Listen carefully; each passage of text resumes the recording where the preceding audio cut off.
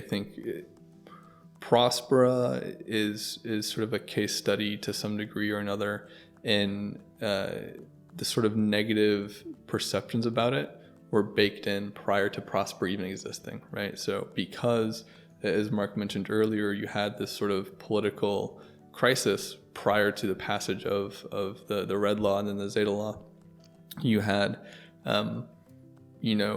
perceptions early on that were not always great, regardless of how much investment Próspera brought, regardless of how many people Ciudad Morazán has helped.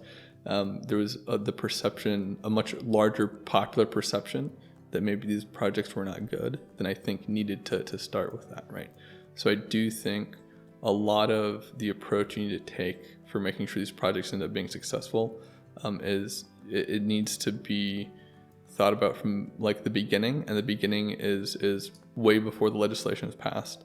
It's when you're sitting down and thinking of the project you want to create, part of your thought process needs to be, how am I going to develop support? How am I going to make this as non-controversial as possible among the largest number of people possible?